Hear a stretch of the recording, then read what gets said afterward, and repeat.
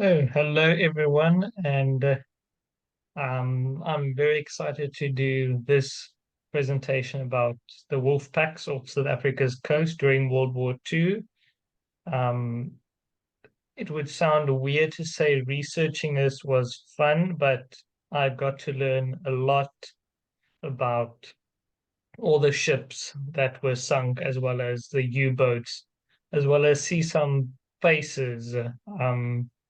For some of the people that lost their lives during the U-boat attacks around South Africa. So today's presentation will be split into the two parts. Part one, which is this one, will be the general history of the wolf packs around South Africa's coast, as well as Operation Ace Bar. And part two, which will be a bit later, will be about specific ships. Um, I think all but one of them was part of Operation Ice Bar. So let's get started.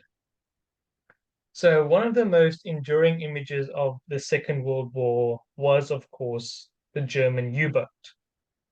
And in 1935, Hitler appointed Karl Donitz as commander of the German Navy, the Kriegsmarine, and tasked him to build its U-boat arm.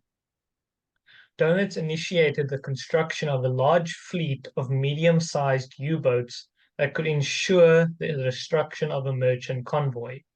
He reasoned that if the sinking of Allied merchantmen outnumbered the capacity to replace them, Germany could control the ocean.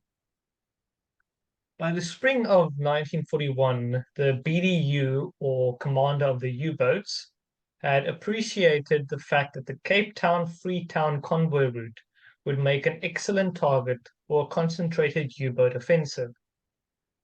The port of Freetown in Sierra Leone served as an assembly point for all merchants traveling to and from Europe, the Middle East, and Far East.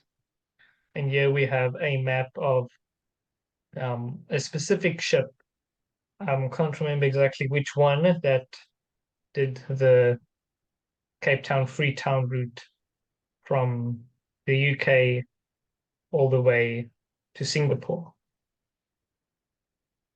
And they started to experiment with the use of supply U-boats, also known as the mulch cows, during 41. And they were able to remain at sea for twice as long as other U-boats. By February of 1942, the B-Dienst reported that there was a definite increase in British transatlantic shipping off the coast of Freetown. The ineffectiveness of the Pan-American Safety Zone, defunct after the American entry into the war, ensured that merchant shipping had to use the route along the west coast of Africa and around the Cape of Good Hope. By mid-1942, the BDU had reached the conclusion that the sinking results of the U-boats operating in the North Atlantic had decreased to such an extent that an operation off the coast of southern Africa proved viable. By ordering his Wolfpacks south, Donitz had hoped to cause a diversionary effect whereby the Allies would be forced to split their defensive forces between protecting the North Atlantic, the Eastern American seaboard, and the extensive African coast. This would cause the Allies to intensify the use of the convoy system and to use the longer sea routes around the Cape of Good Hope, which was more prone to the attacks by U-boats. The waters of Cape Town, considered virgin waters by the BDU, were devoid of any substantial submarine activity up to 1942. There were, however, some instances when single U-boats ventured as far south as Cape Town and attacked shipping before 1942. The BDU did not favor sending single U-boats to operate off the southern African coast, or their independent actions would alert the Allies and force them to adopt stringent anti-submarine measures. Moreover, a single submarine would not reach the satisfactory sinking results needed to justify its deployment. The BDU realized that an operation off Cape Town could only materialize once sufficient numbers of U-boats were available to launch a concentrated attack and sustain it for an indefinite period to allow for adequate sinking results. By the later half of 1942, the Allies concentrated the majority of his escort fleets to protect the North African and Mediterranean waters due to the campaign in North Africa, enticing Donitz to strike southwards. The South African coastline then, at that time, stretched from the mouth of the Kunene River in today Namibia on the Atlantic Ocean to Kosi Bay on the Indian Ocean, and included the critical coastline juncture of the Cape of Good Hope. All merchant ships which traveled along the South African coast during the war called at one or more of the following ports home: Walvis Bay, Saldanha Bay, Cape Town, Port Elizabeth, East London, and Durban. I dotted those locations in red for you to see where they are. And the continuous operation of the maritime trade route around the South African coast ensured that critical war supplies from across the British Commonwealth, and most importantly India, could travel to and from Britain. The defence and continued operation of the sea route were thus not only a South African problem, but due to its vital importance, combined Allied one. To ensure the maintenance of sea communications around South African coast, the South African threat perception thus had to consider the differing maritime threats prevalent in the Atlantic and Indian Oceans. The naval threat of South Africa's Atlantic coast was confined to the threat of German submarines and surface raiders. British naval intelligence established that a German U-boat offensive around the South African coast would be limited owing to the vast operational distance.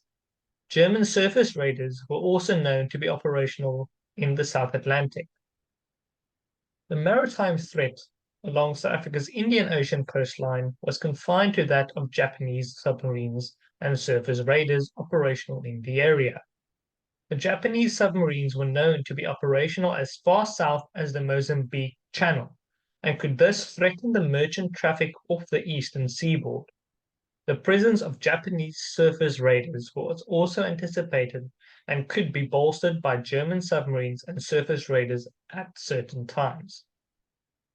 By August 1942, the BDU had a greater number of the type IXC U-boats at its disposal.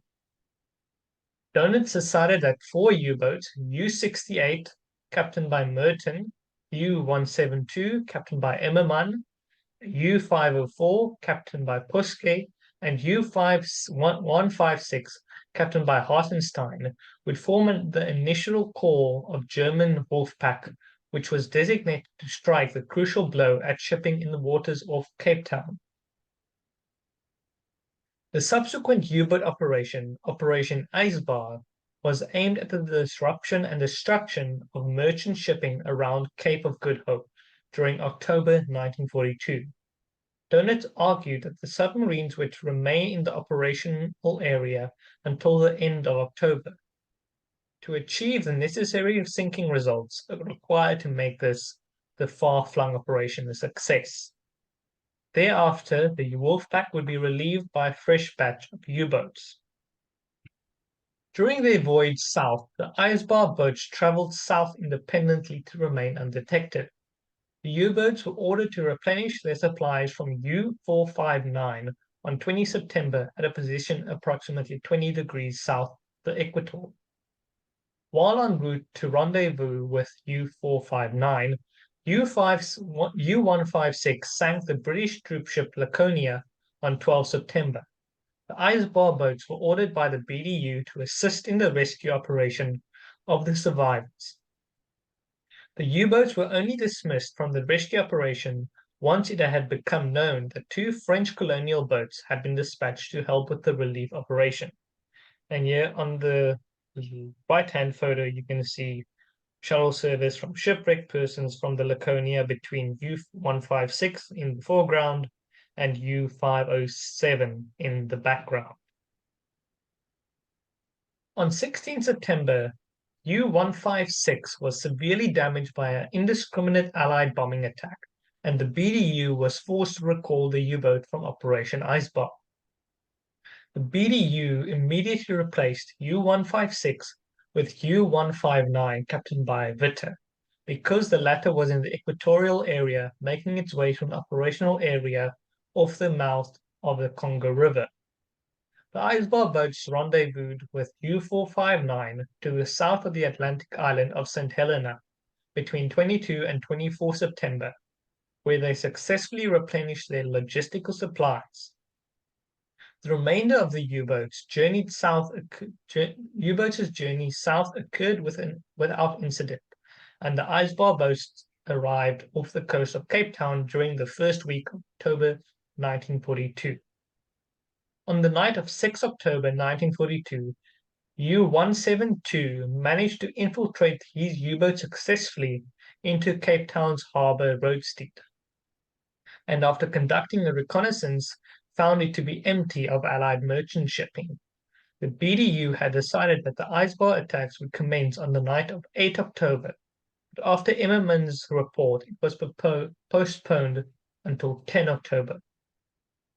During the same evening, however, U-68 was steadily approaching Cape Town. After trailing several steamers on their approach to the Cape Town harbour, when Emmerman's report was received stating that the roadstead was empty. The BDU was immediately informed by Merton of the changing tactical situation in the waters off Cape Town's harbour, whereafter the BDU granted authority for the submarine attacks to commence at midnight on 8 October. When the Icebar boats launched their attack, it seemed to the U-boats commanders that the South African defences were caught totally unaware. It seemed to the BDU as if neither U-172 nor U-68's wireless transmissions were intercepted by the Cape Fortress Command, where their presence remained undetected. The resulting U-boat offensive succeeded in sinking 14 ships within 3 days from the commencement of the offensive operation, with U-179 and U-178 also arriving to support Operation Icebar. While the surprise gained during the initial attacks started to dwindle and the South African and Allied countermeasures and anti-submarine operations were activated, Donitz ordered his U-boats to extend their operational areas to as far afield as Port Elizabeth and Durban. The initial attacks on the merchant shipping off Cape Town were made easy by the fact that the majority of South African lighthouses were still functioning at full capacity. Most merchants also sailed independently around the South African coast, and as a result of this lackluster attitude present, very few anti-submarine vessels and aircraft were operational in this area. The U-boat pickings were thus easy. Foul weather arrived by 13 October, which forced the submarines further afield, with U-159 even venturing as far as 40 degrees south in search of merchant vessels. The arrival of U-178 and U-179 was eagerly anticipated by the Icebar boats, for Emmerman and his colleagues realized that with greater numbers they would be able to operate across a wider area, and possibly sink a larger number of merchants. The BDU decided that U-504 and 159 would move further south and southeast of Cape Town, whereafter they managed to succeed in sinking a few targets. Shortly after the commencement of Operation Icebar, U-68 and U-172 was forced to commence their return voyage before they had fired all their torpedoes. These two U-boats were, however, able to sink 6 enemy merchant ships apiece, with U-68 sinking 36,385 and U-172 sinking 47,807 merchant tons, respectively. It was initially expected that U-179 would arrive off Cape Town on approximately 13 October, but Sobe, the captain, sailed at greater speed from the equator to arrive off Cape Town for the commencement of the Icebar offensive. The fate of U-179 was, however, sealed, or shortly after Sobe arrived off Cape Town, his U-boat was sunk by the depth charges of HMS Active on 8 October. The sinking of U-179 was the only operational loss of a U-boat during the entire span of Operation Icebar. The following ships are all on record to have been sunk by these U-boats. U-176 sunk the city of Athens, pictured here. U-68 sunk the following: Gasterkerk, Commandoros, South, Swiftshire, Belgian fighter, and Examelia. U-172 sunk the following: Chickasaw City, Firethorn, Pantelis, Orcades, and Aldington Court. U-504 sunk the following: Empire Chaucer, City of Johannesburg, and Hutchinson, Empire Gwydion, and Reynolds. U-159 sunk the following: Clan MacTavish, Cloraden, Empire Nomad, The Place, and Ross. By the end of World War II, a total of about 80 ships were torpedoed by the Germans off the South African coast, resulting in the loss of roughly 1,829 servicemen and civilians. And in part 2, we'll be looking at following ships: the Belgian fighter Examelia, Firethorn, Aldington Court, and the City of Johannesburg, all sunk by these U-boats, as well as look at Nova Scotia, the deadliest U-boat attack off the South African coast. Thank you very much.